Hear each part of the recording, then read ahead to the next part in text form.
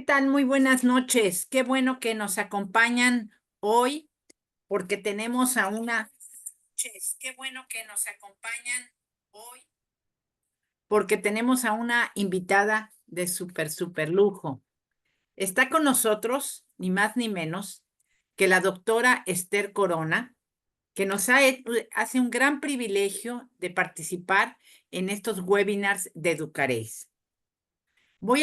Vamos a platicar esta noche sobre la situación de la educación integral en sexualidad en Latinoamérica, año 2021-2023. Voy a comenzar con una breve semblanza de la doctora Esther Corona. Ella es mexicana, es formada como psicóloga clínica, es pionera en educación de la sexualidad y lo que hoy se denomina salud sexual y reproductiva y género desde hace cerca de 60 años. Es fundadora en 1972 y presidenta de la AMES, la Asociación Mexicana de Educación Sexual, que es la primera organización de la sociedad civil mexicana en el campo de la educación sexual y asociación pionera en América Latina. Ha ocupado diversos cargos directivos en organismos científicos y civiles. Es expresidenta del Comité Latinoamericano de Educación Sexual de Educación Sexual para América Latina y el Caribe y es la ex vicepresidenta de la Federación Mexicana de Educación Sexual y Sexología, FEMES. Presidió la FLACES, que es la Federación Latinoamericana de Sociedades de Sexología y Educación Sexual durante el periodo 1998-2002. Fue también vicepresidenta de la Asociación Mundial para la Salud Sexual, la UAS, durante el periodo 2017 a 2021. Y actualmente preside el Comité de Relaciones Internacionales de Educación de la Sexualidad y Gobernanza y es miembro del Comité Ejecutivo de la UAS también. Actualmente se desempeña como consultora independiente en temas de sexualidad, educación y género, colaborando con el Fondo de Población, la UNESCO y la Organización Mundial de la Salud, entre otras agencias de las Naciones Unidas y otras instituciones. Es un gran placer para nosotros tener a la doctora Esther Corona. Además, algo que no viene incluido en su semblanza es que recientemente recibió un doctor honoris causa, que seguramente ella nos podrá platicar. Doctora, bienvenida. Todos los micrófonos son de usted. Adelante, por favor. Bueno, en primer lugar, muchísimas gracias por la presentación y muchísimas gracias a Educaréis por la invitación y felicitarlas por la labor que realizan con este esfuerzo tan continuado y tan sostenido por difundir y trabajar en la educación integral de la sexualidad. Sin más, voy a iniciar un poquito. Y en primer lugar, si me ponen la presentación, diciendo que no voy a hablar específicamente del periodo que se menciona, sino que voy a extenderme un poquito más para hablar un poco de algunos antecedentes y de qué queremos decir cuando hablamos de eso. Esto ya ha sido muy trabajado por varios ponentes anteriormente y seguramente pues son cosas ya muy trabajadas, muy estudiadas por todo el grupo que participa y particularmente por los docentes. Sin embargo, me he permitido incluirlo porque creo que siempre es importante dar el marco de referencia con el que estamos trabajando, que es el marco de lo que se llaman las orientaciones técnicas internacionales en educación de la sexualidad que hicieron un grupo liderado por la UNESCO, pero que también incluye al Fondo de Población, UNIFEM, ONU-SIDA, la Organización Mundial de la Salud, entre otros organismos, que por lo tanto hace que esta se constituya como la versión o la definición oficial de las Naciones Unidas, que dice que la ACE es un proceso de enseñanza y aprendizaje basada en un currículum sobre los aspectos cognitivos, emocionales, físicos y sociales de la sexualidad. Aspira a proveer a la niñez y a las personas jóvenes con los conocimientos, habilidades, actitudes y valores que los empoderen para hacer de su salud, bienestar y dignidad una realidad, para desarrollar relaciones sociales y sexuales respetuosas, para considerar cómo sus elecciones pueden afectar su propio bienestar y el de otras personas y comprender y asegurar la protección de sus derechos a lo largo de sus vidas. Esta definición la pueden encontrar en esta publicación que he mencionado y que además pues la tienen ustedes la posibilidad de bajar de internet en cualquier momento y tenerla en su versión completa. La siguiente, por favor. Bueno, ¿cuáles son las características principales de la ACE? Yo creo que también este es un punto que hay que señalarlo, que utiliza como base la ciencia y el pensamiento crítico. Esto es muy importante en el sentido de que, bueno, hay muchas otras personas que dicen que hacen educación de la sexualidad, pero no basado en una visión crítica, científica, sino en algunas ideas e ideologías de otra naturaleza. Tiene como fundamento los derechos humanos universales, los que conocemos, reconocidos de la Declaración Mundial de los Derechos Universales de los seres humanos, y como parte de estos derechos, los derechos sexuales y los derechos reproductivos. Se centra en una perspectiva de igualdad y equidad de género, es decir, podemos decir que también debe tener un enfoque de género, una perspectiva de género.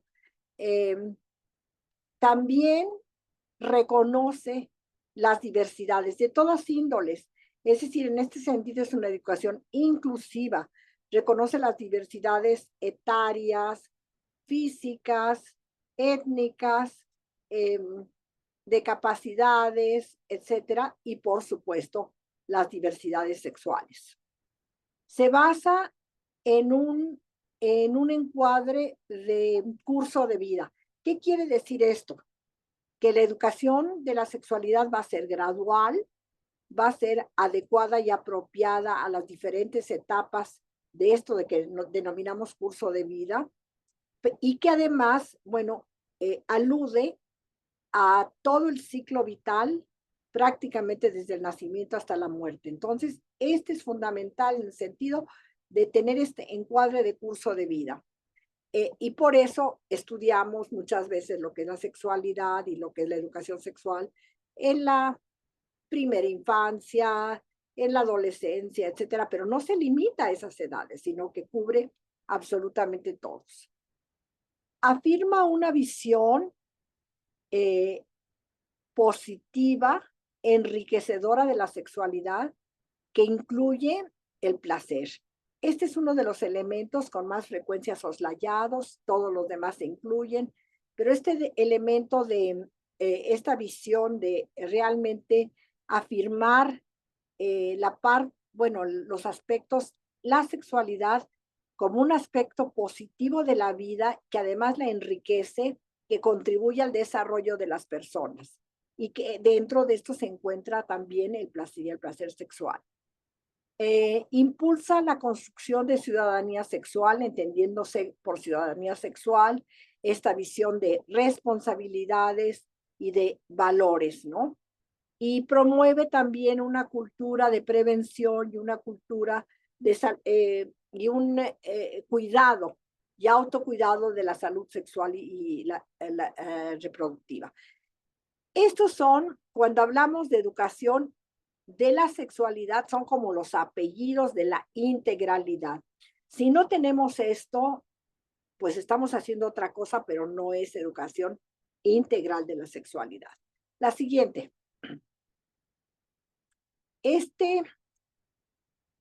Bueno, esto voy a obviarlo. Bueno, aquí sí me voy a detener un momento. Este concepto se fue desarrollando a lo largo de bastante tiempo porque sí quiero mencionar que la educación de la sexualidad, la educación sexual, no es un concepto nuevo. Para nuestro país, para México, viene prácticamente desde el siglo pasado. En algunos momentos se tomó como educación sexual en un congreso en Yucatán ciertamente en los años 30, en donde se incluyó dentro de los programas de estudio reconocidos por la Secretaría de Educación Pública. Y por cierto, el secretario de Educación Pública de ese momento tuvo que renunciar en parte por la educación sexual. Hay fotografías que todos conocemos de un grupo, sobre todo de madres de familia protestando por la educación sexual, etcétera. Y eso viene desde los 30. Luego hubo una especie de paréntesis y se retomó en los años 70, 60, 70, que fue cuando fundamos la Asociación Mexicana de Educación Sexual en el 72, pero ya desde antes, y hay razones por lo que eso ocurrió en ese momento. Es decir, fue un momento muy efervescente que por cierto, hay ciertos analistas que dicen que se está repitiendo, en cierto modo. Es decir, eh, en ese momento se dieron movimientos muy importantes, como fueron movimientos de reivindicación de los jóvenes con expresiones en Estados Unidos, en Francia, en México. Esto es parte de lo que ocurrió en el 68 en México. Es decir, estas reivindicaciones juveniles que son como la tierra fértil para la educación sexual. También fue el momento en que empiezan a reconstituirse los movimientos de las mujeres que venían ya desde los movimientos sufragistas anteriores, ya en siglos, muy al principio del siglo XX, fines del XIX en algunos países, etcétera. Y que, bueno, tenían que ver con no nada más ya con el sufragio femenino, que por cierto en México no ocurrió que la mujer tuviera derecho al voto hasta los 50 del siglo pasado. Entonces, eso es, pero en ese momento todos ustedes recordarán la eclosión, digamos, de trabajos como El segundo sexo de Simone de Beauvoir y muchas otras feministas que le dieron cuerpo a todo este elemento y por supuesto a mucho de lo que ahora también da nuevas olas de nuevos feminismos, ¿no? También fue un momento muy importante en el sentido de la recuperación o eh, el inicio de la recuperación de algunos de los trabajos muy importantes realizados por sexólogos, que ya se daba esa categoría de principios de los 20, y que en ese momento, bueno, hay toda una serie de estudios muy importantes con respecto a la sexualidad humana, desde los estudios de Kinsey, estudios, digamos, grandes encuestas que ponen de relevo y ponen en la mira pública el tema de la sexualidad. También tenemos a Masters y Johnson, estudios que tienen que ver con el inicio de los estudios de género, que no se denominaba de esa manera, pero también que también se empieza a trabajar y, y por supuesto, todo eso se hace da muchos elementos porque se empieza a trabajar hablando muy abiertamente de la sexualidad, a pesar de que hay ya elementos opositores en ese momento muy fuertes. Y bueno, es todo un conglomerado de movimientos que dan lugar a que entre los 60, 70 del siglo pasado se abra toda esta posibilidad. Luego tenemos inmediatamente después toda una serie de estudios, de avances, de trabajos en toda América Latina, porque me estoy refiriendo a América Latina, eh, este, donde se hacen los primeros proyectos en México, en el primer proyecto, el primer Programa Nacional de Educación Sexual, está cumpliendo 50 años, que lo hizo el Consejo Nacional de Población. Mucha gente piensa que estas son cosas de hace 10, 20, 30 años. No, todo esto tiene ya una historia bastante consistente, que ha tenido avances, que ha tenido altibajos, pero que ciertamente ha tenido una cierta continuidad y que ahora da sus frutos en lo que se puede hacer. Tuvimos también un momento muy, bueno, muy importante en cuanto a lo que significó para la visión de la sexualidad, que fue el ver o el hacer ver a través de la pandemia del VIH-Sida la importancia de la sexualidad. Y en ese sentido, es muy triste que se haya relevado a través de la enfermedad y de la muerte, pero sí fue un momento en que se permitió ver la importancia y se empezó a hablar en forma muy, ya como muy consistente en muchos, y hay muchos temas que empezaron a resurgir. No he hablado también de los movimientos de la diversidad sexual. Bueno, todo esto tuvo su, digamos, un momento que ya, digamos, de fundamentación a través de tres importantes conferencias internacionales en los 90, en el siglo pasado. Estamos cumpliendo la mayor parte de esas conferencias 30 años, que fueron la Conferencia de Derechos Humanos de Viena y muy especialmente la Conferencia Internacional de Población y Desarrollo en el Cairo, conocida como Cairo, que en donde por primera vez se habló de sexualidad, se hablaron de derechos reproductivos y el año siguiente ya se hablaron de derechos sexuales en la conferencia, la cuarta conferencia internacional de la mujer en Beijing, en China. Entonces, allí se empezó a crear un corpus de conocimiento que también recogió lo que ya empezaba a trabajarse como estudios de género, que antes no se conocía como estudios de género, pero ya allí ya hay realmente un trabajo académico muy fuerte y muy sostenido.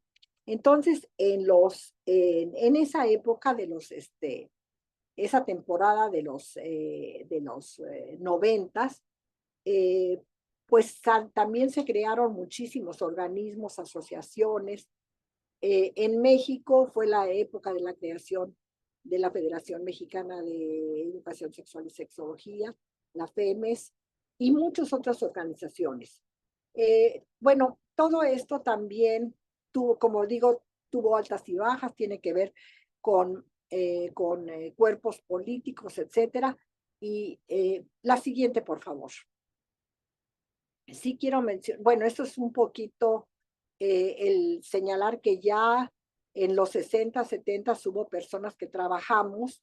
Desafortunadamente, todos mis colegas que aparecen en este mapa han muerto, menos yo, así es de que, pero no estoy tan lejos tampoco de ese círculo. Pero todos mis grandes pioneros, como fue la doctora Cecilia Cardinal de Martín en Colombia, Paula Peláez en China, Celestino Álvarez Lajonchere en Cuba, Odeta Alarcón en Guatemala. Bueno, la siguiente, por favor. Ahora, otro punto muy importante es que ya para toda esta época no teníamos una definición de sexualidad. Y ya en el 2002, la Organización Mundial de la Salud, retomando trabajos que habíamos hecho anteriormente, la Organización Mundial de Sexología, que se llamaba así en ese momento, y la Organización Panamericana de la Salud, ya en el año 2000, en Antigua Guatemala, ya habíamos definido lo que para nosotros podía darse como una conceptualización que pudiera tener una vigencia, si no universal, por lo menos plenamente aceptada. Y en ese sentido, ya en el 2002 se generó lo que denominamos la definición operativa de de la sexualidad, que es la que usamos todavía, diciendo que es un aspecto central del hecho de ser humanos, que abarca el sexo, identidades y papeles de género, orientación sexual, erotismo, placer, intimidad y la reproducción, y hablando que se experimenta y se expresa en pensamientos, fantasías, deseos, creencias, actitudes, valores, comportamientos, prácticas, papeles y relaciones interpersonales. También se dice que todas estas dimensiones no necesariamente se experimentan o expresan todas siempre. Y por supuesto, la mención de la influencia o la interacción de factores biológicos, psicológicos, sociales, es decir, la integralidad, económicos, políticos, culturales, reconociendo muchos elementos que generalmente no están mencionados. Es decir, esto es un poquito lo que ahora se denomina interseccionalidad, tratando de pensar y ver en un enfoque también no solamente biológico, sino también sociocultural. Nuevamente, esto lo pueden encontrar muy ampliamente difundido a través de la Organización Mundial de la Salud. La siguiente. Bueno, en esa época también fue muy fuerte la influencia de lo que en Estados Unidos se dio o se denominó como el enfoque de la abstinencia total que permeó mucho del trabajo y que todavía permanece hoy en América Latina. La siguiente. La siguiente, por favor. Bueno, otro hito importante que yo creo que hay que señalar porque marcó mucho el trabajo en América Latina, el trabajo en México, fue en 2008 una reunión que hubo que por primera vez hizo que se reunieran ministros de educación y ministros de salud para en esta reunión interministerial para dar lugar a una declaración que se llamó Declaración Ministerial Prevenir con Educación. Y allí lo importante es que saliendo de allí se tomaron muchos de los elementos que luego vimos en la definición ya del 19, derechos humanos, se habla de la sociedad plural, la asociación con una sociedad plural y democrática, se habla de género, se habla de diversidad de orientaciones e identidades sexuales, cosa que luego a veces desapareció, pero luego volvió a aparecer, respeto a las diferencias y el rechazo a toda forma de discriminación. Esta es la definición que salió de allí.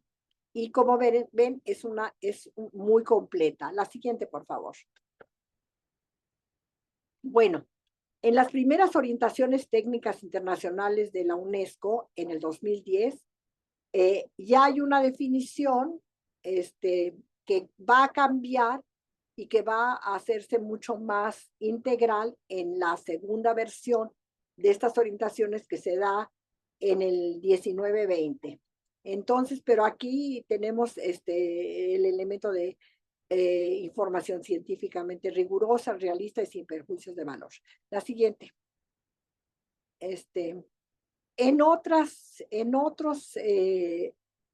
publicaciones, en otras orientaciones, nuevamente ya salen también elementos como derechos humanos, como género, hablar de tanto escuela como fuera de la escuela, es decir, formal e informal. Se habla de que tiene que estar basada en planes de estudio y se habla nuevamente de qué es, hacia dónde se orienta, hacia dotar a quienes, niños, niñas y jóvenes, con conocimientos, habilidades y actitudes, etc. Bueno, la siguiente. Es decir, ya verán, y esta es la que mencioné al principio, que ya recoge todos esos elementos para darnos la definición que tenemos hoy en día. La siguiente, por favor.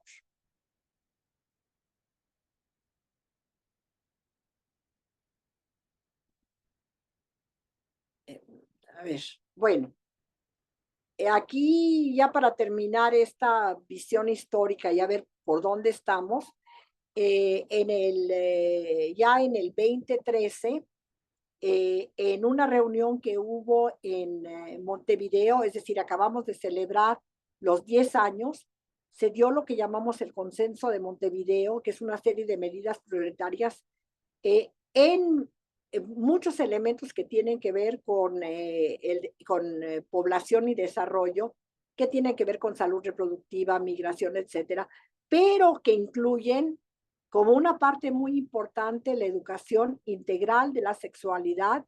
Y ya se habla aquí, eh, programas de educación integral, reconociendo la afectividad, respetando la autonomía progresiva del niño y la niña y decisiones informadas de adolescentes y jóvenes, con un enfoque participativo intercultural de género y derechos humanos. Y verán ustedes que también aquí se habla de salud sexual, salud reproductiva, derechos sexuales y derechos reproductivos, que es la primera vez que aparece como tal, y se habla de la vida sexual placentera, responsable y saludable, ¿no? Entonces, esto es un poco lo que nos rige todavía el día de hoy. A 10 años, bueno, nuevamente ha habido altibajos. Algunos de estos voy a señalar en las próximas, porque ahora voy a entrar un poquito, sí, efectivamente, dónde estamos el día de hoy en América Latina. Es decir, todo esto es a dónde nos llevó, a dónde llegamos para prácticamente los 2 años anteriores pasados. La siguiente, por favor. Bueno, ¿cuáles son algunos de los avances? El impacto positivo, el reconocimiento de derechos de la niñez y la juventud y el desarrollo de habilidades para la vida, la inclusión y la diversidad. La siguiente, y por favor, ya aquí entra el PDF. Y las siguientes láminas bueno, son parte de una contribución mía porque es de un trabajo colectivo que hicimos, que hemos hecho desde el 2013 con el programa de educación integral de la sexualidad de Flaxo, de la Facultad Latinoamericana de Estudios y Ciencias Sociales, de su campus en Argentina, que con intervenciones y con asistencia y con el apoyo técnico y financiero del Fondo de Población y de la UNESCO, ha trabajado, es decir, venimos trabajando desde el 2013, prácticamente cada 2 años, este trabajo que llamamos estado del arte, es decir, es un poco el rever dónde estamos y cómo estamos en este momento de la educación integral de la sexualidad en América Latina, y en el que hemos observado, sí, avances muy importantes de 2013 hasta el 2019. Luego viene, por supuesto, un impasse que está dado por por la pandemia ya de COVID y las consecuencias que ha tenido, y también, por supuesto, por el impacto de oposiciones muy importantes que se han dado y de cambios políticos que se han dado este, que no reconocen la importancia de la educación y además que están absolutamente en contra muchas veces de la ACE. Me pregunto si estamos teniendo algún problema para cargar el PDF.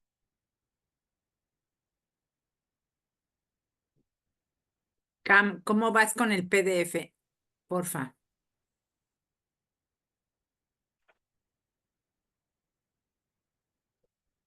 Entonces, este PDF ha sido preparado por mi colega Karina, Karina Chimino y por con el aporte también de Diego Rossi y mío, porque somos los autores precisamente de este estado del arte de la ACE en América Latina, correspondiente al 2021 y al 2023. No sé si se podría aumentar el tamaño, por favor, de esto. Bueno, así está bien. Si no se puede aumentar el tamaño de la pantalla, podemos proseguir. La siguiente. Bueno, esto lo hacemos, como les digo yo, cada 2 años. Está práctica a través de una encuesta que está completada, terminada, trabajada por representantes de los ministerios y secretarías de Educación, Salud y otros en coordinación con el Fondo de Población. Participan a veces 17, a veces 19 países. La siguiente, por favor. Bueno, ¿qué hemos encontrado en este periodo? En este periodo, la siguiente, por favor, hemos encontrado algo muy importante. En este momento, en toda América Latina, no se puede hablar de que no hay un respaldo de un marco legal para la ACE en ningún país. Todos los países cuentan con algún marco legal, algunos tienen leyes específicas, fundamentalmente Argentina, todavía está bien vigente su ley, a pesar del cambio político, la ley de educación sexual. En otros casos, como México, están incluidos en instrumentos de muy alto nivel, como la Constitución Política. En otros casos son lineamientos, tutelas, en fin, pero siempre hay un marco legal. En 5 casos hay leyes o resoluciones específicas, pero sí lo tenemos. Desde el 2013 al 23, es decir, en esos 10 años del Consenso de Montevideo, ha aumentado el número de países que cuentan con leyes o resoluciones específicas que pasaron del 11 al 35%. Entonces, no hay ninguna excusa para no trabajar la ACE. La siguiente. Bueno, aquí en la existencia de programas es muy curioso porque algunos cuentan, es decir, casi todos cuentan con programas e iniciativas en el sistema educativo. A veces no se llaman ACE, a veces se denominan de otra manera, actividades, habilidades para la vida, en fin. La mitad de los países se implementa la ACE en todos los niveles. El grado de cobertura, por lo general, es bajo o medio, excepto en algunos países como Cuba, que nos informan que sí hay una cobertura total. En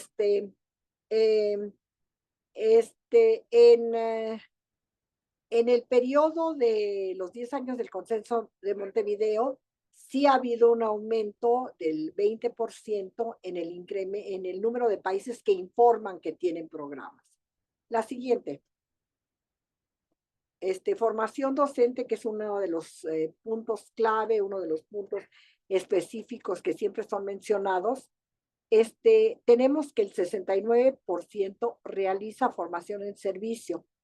Sin embargo, uno de los puntos más importantes que requeriríamos, que sería la formación en el nivel inicial, es decir, ya sea en las escuelas normales o en universidades pedagógicas o en algunas universidades que tengan programas de este tipo, solamente hay un país que lo hace en forma sistemática, que lo hacía en forma sistemática, que es Uruguay.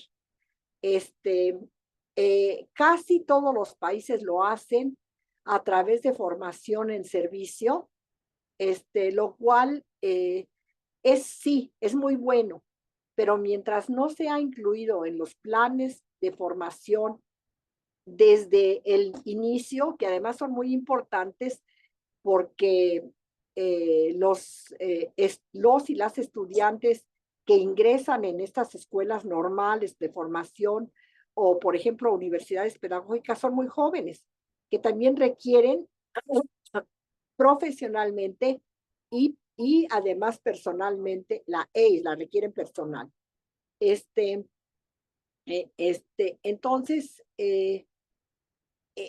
sí tenemos que ver, o sí es una recomendación que se trabaje mucho a nivel de tratar de incluirlo a nivel de pregrado, no únicamente en servicio y posgrado. La siguiente. Bueno, los contenidos.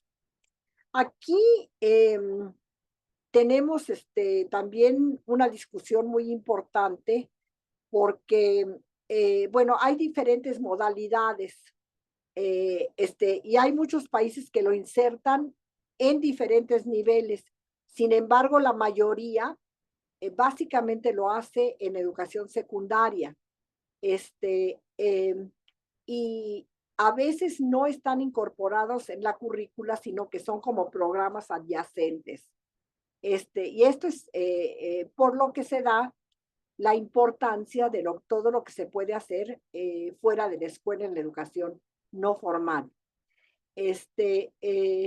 Pero sí tenemos un incremento en el periodo de los 10 años desde Montevideo, en que ha pasado del 61 al 82%. La siguiente.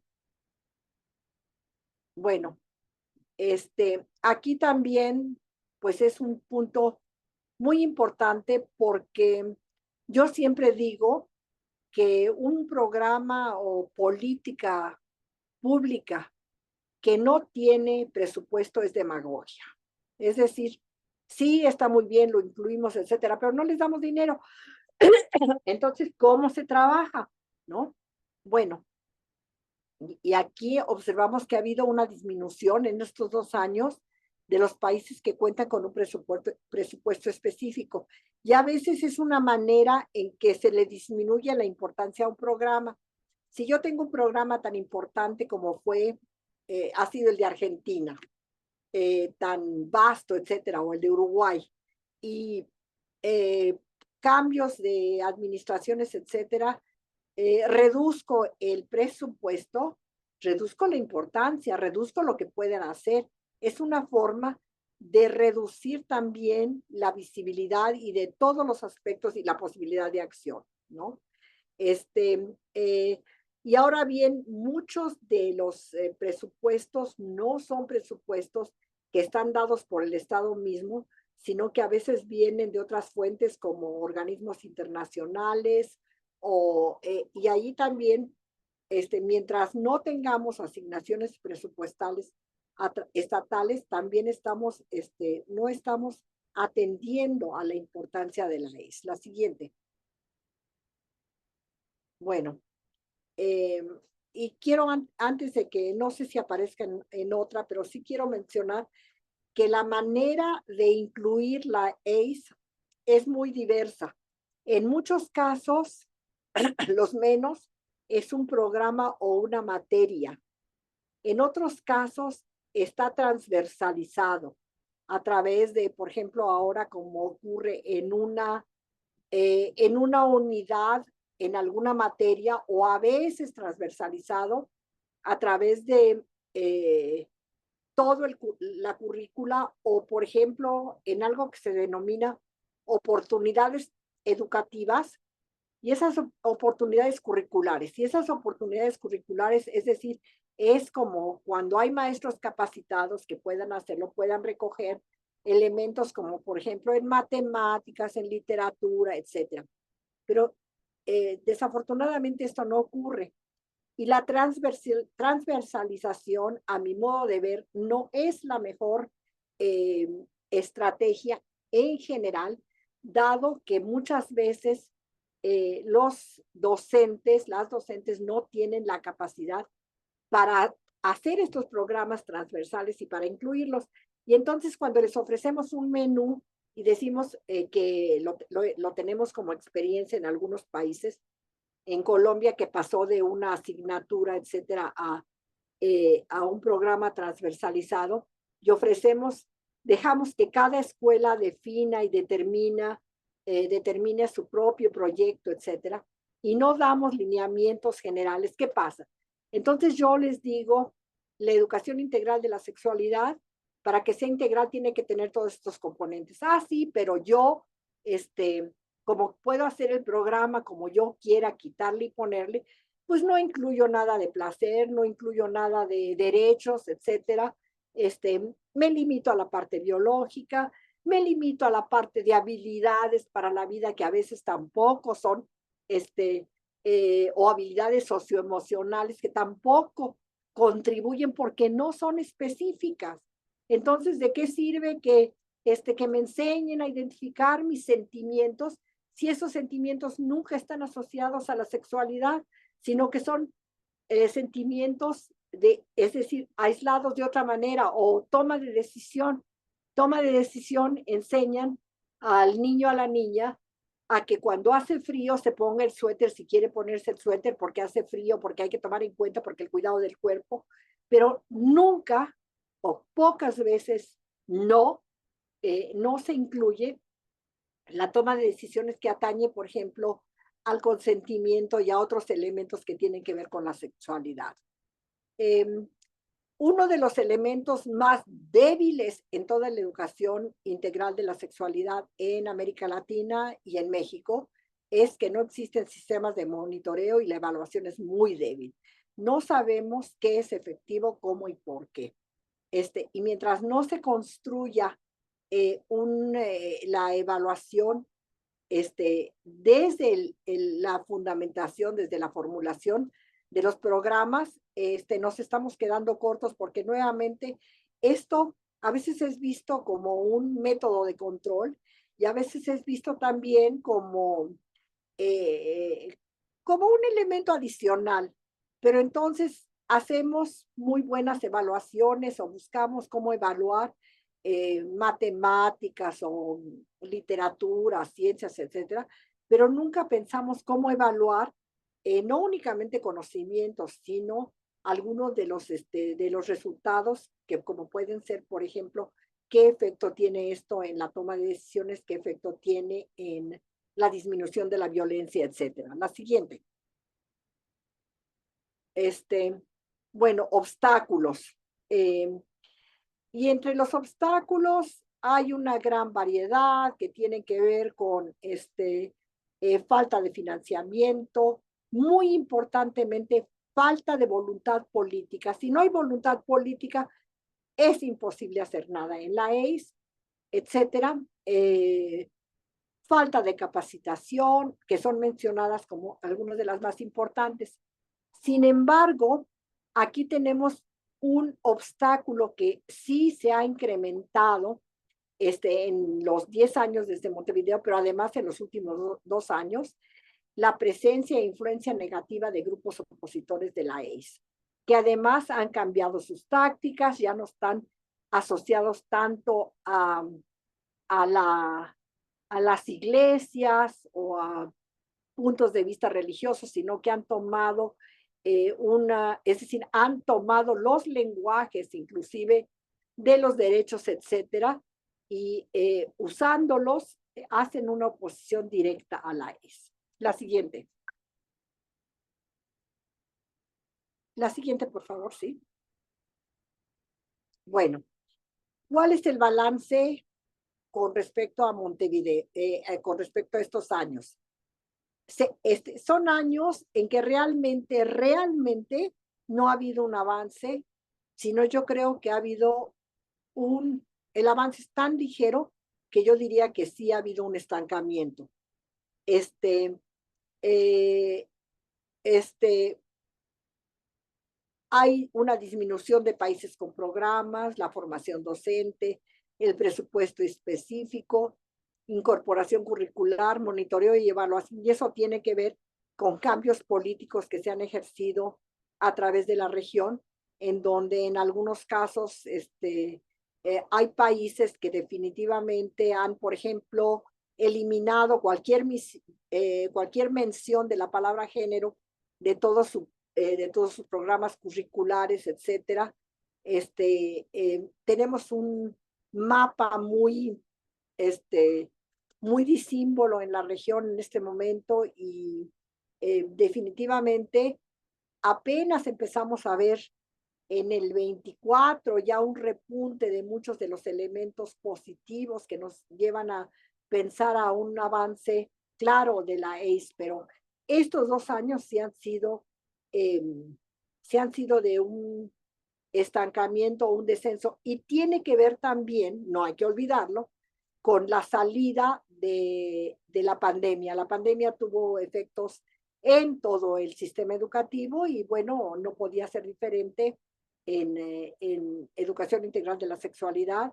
Lo primero que se eliminó de cualquier intento de hacer educación en línea, etcétera, fueron todos estos elementos. Se puso mucho énfasis en matemáticas, en lenguaje, etcétera, eh, y poco en esto y poco también en elementos que podían asociarse a la salud mental y a la salud sexual del estudiantado. La siguiente.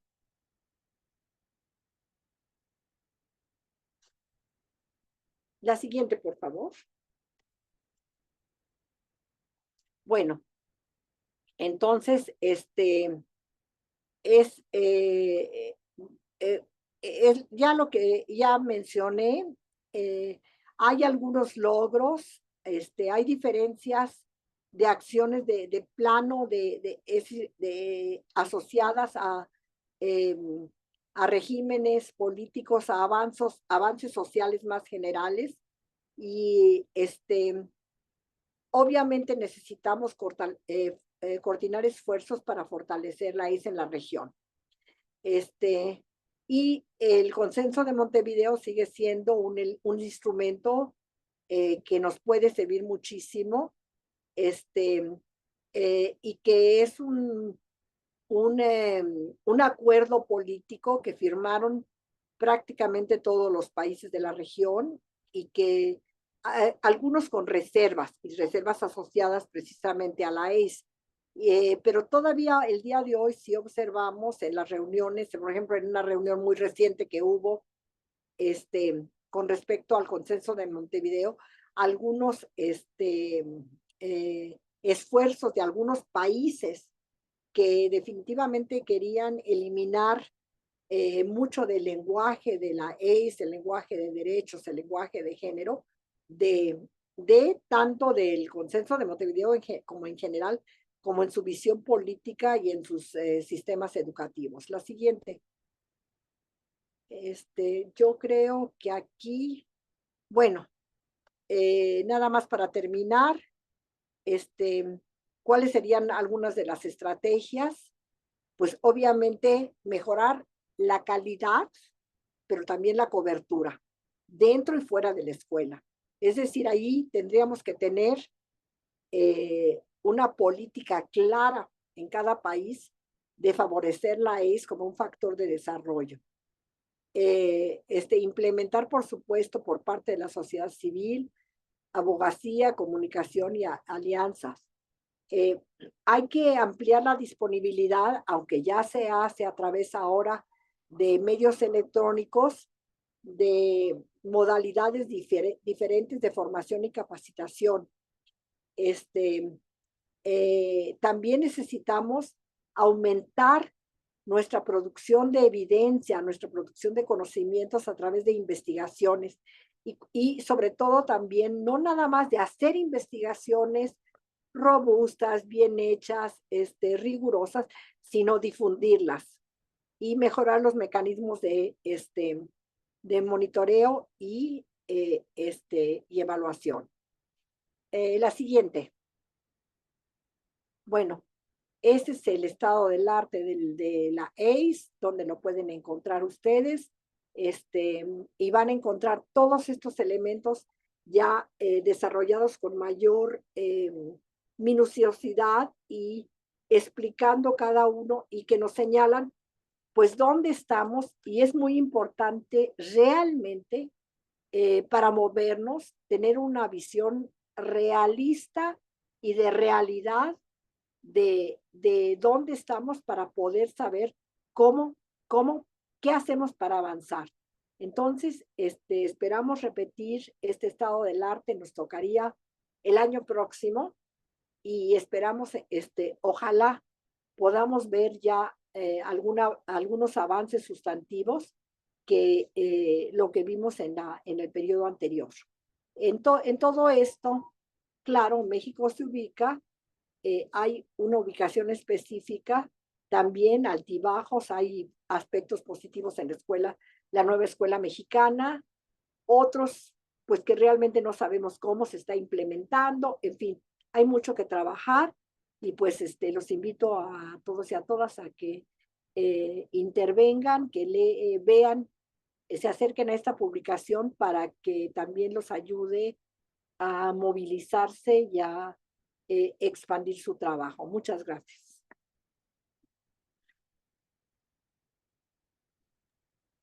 Esther, fantástico el panorama que nos has presentado y te quiero hacer algunos comentarios que nos hicieron. Acá en Facebook tenemos alrededor de 150 personas conectadas.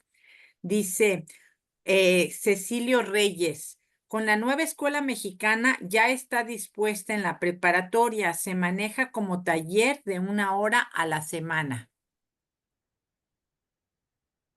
¿Quieres que yo haga comentarios? Sí, se puede. No sé, es decir, no sé si va a funcionar. Ojalá 1 hora a la semana no está mal, siempre y cuando realmente serían 40 horas al año. Si está bien planificado, sería muy positivo. Excelente, muchas gracias. Dice Carlos Ant Sanlar, buenas tardes, información muy interesante que hay que conocer. Y luego nos ponen la liga a un documento de la Secretaría de Educación que se llama Educación Integral en Sexualidad y Género, ámbito de la formación socioemocional, progresiones de aprendizaje. No sé si lo conozcas. Bueno, no, yo no he estudiado a profundidad todos los instrumentos de la nueva escuela mexicana. Creo que en general, por ejemplo, este tipo de material debe ser es muy positivo, debe ser muy positivo porque da elementos para su aplicación y luego nos queda preguntarnos, bueno, lo que tenemos que ver, y esto lo tenemos en general del texto, cómo se pasa a la acción. Porque, es decir, en un estudio que hicimos para la UNESCO sobre los currícula de toda América Latina, pues nos encontramos que una cosa es lo que está en el papel, que además es la única realidad, porque eso es lo que podemos nosotros encontrar y demostrar. Aquí dice que, que el plan de estudios incluye esto y esto y esto. De aquí a esto se aplica en el aula, no sabemos. No tenemos ninguna seguridad. Es decir, nos faltan esos mecanismos de monitoreo y de evaluación para saber si realmente está ocurriendo o no. Ok. Oye, una pregunta. ¿Cómo es que llegaron a estos resultados? ¿Aplicaron encuestas o cómo le hicieron? A los resultados que presentamos en el estado del arte, Sí. es una encuesta que se aplica cada 2 años y que se aplica a personal de los ministerios de Educación y de Salud, conjuntamente con personal del Fondo de Población de las Naciones Unidas. Ellos responden, es decir, es una encuesta que ya tenemos muy estandarizada, que nos proporciona muchísima información, pero también tenemos que tomar en cuenta que es la información de los informantes y que muchas veces, nos ha ocurrido que también algún gobierno quiere pintar un panorama mucho más positivo, ¿no? Pero por eso ese conjunto de informantes nos da una buena visión de la realidad de lo que está ocurriendo. Ok. Pero Oye, hay nos pregunta Ramón Chagoya, y a lo mejor valdría la pena hacer todo un webinar. Desde su perspectiva, ¿qué debería de incluir un sistema de monitoreo y evaluación de la ACE? bueno, efectivamente, eso no es para responder. en una sola pregunta, pero hay, por ejemplo, esta misma organización que mencioné, la Flaxo Argentina, tiene una publicación en donde se trabaja específicamente cómo hacer evaluación de educación integral de la sexualidad y hay muchísima literatura al respecto, no únicamente latinoamericana, sino mundial. Es un punto que se ha trabajado mucho porque es un punto débil en todos lados. Entonces, hay mucho trabajo que se sigue y se está realizando y se está intentando hacer muchas evaluaciones, pero también en crear los instrumentos para que docentes o cualquier persona que está implementando programas puede evaluar. Ok.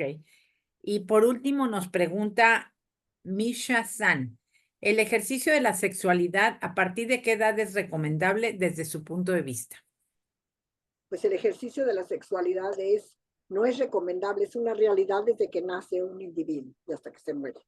Ese es donde está presente la sexualidad, desde que nace hasta que se muere. No es un ejercicio, es una dimensión de la personalidad y allí está durante toda la vida. Y luego nos dice Sandy Gabriel, el problema es que tenemos 57 progresiones para un día a la semana. Falta el programa, es ambicioso para el tiempo que tenemos. De acuerdo. Ujú. Pues esas son las preguntas, Esther, muy rica la participación. Creo que quedaron muchas dudas y eso es bueno porque quiere decir que te vamos a invitar nuevamente para que todo este trabajo, pero nos parece que has dado un panorama general maravilloso. Las personas que estén interesadas pueden continuar viendo nuestros webinars todos los miércoles. Pueden consultar directamente con la doctora Esther Corona, preguntar, revisar los documentos que la doctora Esther Corona nos está proponiendo, preparar tesis, trabajos finales, programas, etcétera. Hay mucho, mucho que hacer en educación integral en sexualidad. Entonces, pues, si no hay alguna, ¿puede repetir el título del documento de evaluación de Flaxo, por favor? No me acuerdo del título exacto.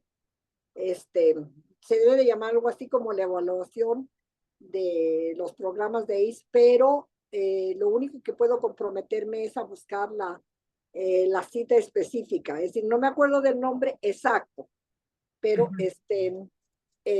con mucho gusto se los envío y les envío la nota. Fue hecho por una colega colombiana que se llama Elvia Vargas, así de que ella es la autora y este, con esos parámetros lo pueden encontrar y si no, yo les envío la referencia precisa. Sí, yo creo que ya por eso, ¿qué? ¿Qué le dice Gusanita Rodríguez? Creo que falta pensar en estrategias para incluir a madres, padres o tutores. Bueno, eso sería más que nada, pues, digamos, parte de la educación de la sexualidad fuera de la escuela, que también incluye a esos grupos, que sí debe de incluir de alguna manera a estos grupos y debe de incluir también a los docentes, directivos de las escuelas, sí debe de ser una visión integral, pero sí debo decir una cosa que yo creo que es importante. Con mucha frecuencia se piensa que los padres y madres y tutores están opuestos a la educación de la sexualidad. Las, es cierto que ya hace muchos años que se hizo una encuesta de esta naturaleza, un trabajo, creo que lo hizo Susan Peak, que realizó una encuesta y se vio que 80% de los padres, 85, no solamente estaban a favor, sino que estaban con una visión muy positiva y querían que en la escuela se incluyeran todas estas temáticas, ¿no? Es decir, es un poco la visión de, bueno, la escuela no es para recibir conocimientos así de matemáticas, de español, de ciencias, etcétera, sino la escuela es un ente de formación de la persona. Y por tanto, pues hay, es decir, la sexualidad, la afectividad, el cuidado del medio ambiente, etcétera, todos son partes integrales que sí son responsabilidad de la escuela y son responsabilidad del Estado. El Estado debe hacer programas, debe formular políticas en este terreno, porque aquí no hablé de cómo la educación integral de la sexualidad tiene influencia sobre una gran cantidad de programas o de acciones del Estado que son pensadas para contribuir al bienestar de la población misma. Claro. Nos dice Yolanda Chávez finalmente, felicitaciones, un panorama muy completo. Me sumo a un espacio para poner la importancia de la evaluación para estos programas. Así es. Bueno, ya les compartimos, nos hizo Vicenta Hernández Haddad el favor de localizarnos el documento y ya lo tienen también ahí dentro de los comentarios de Facebook. Cam, ¿nos puedes poner la siguiente, por favor?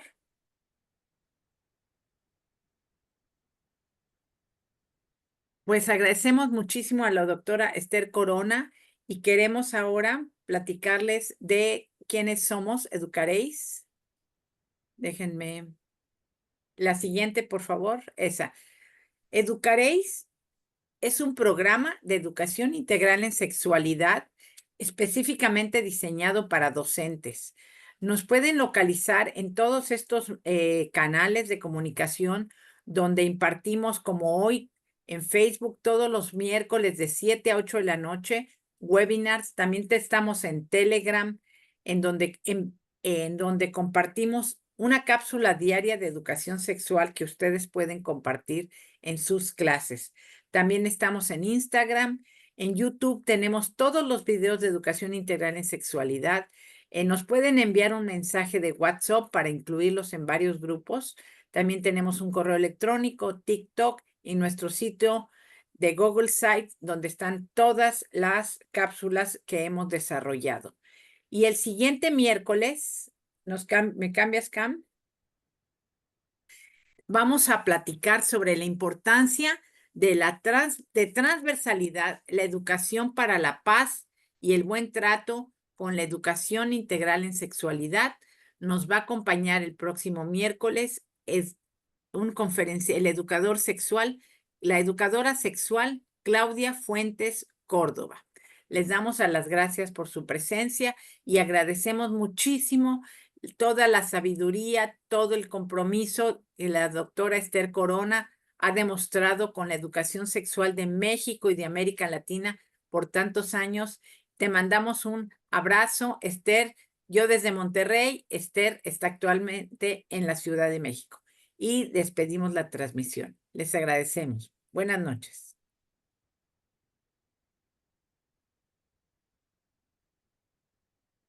Bueno, muchas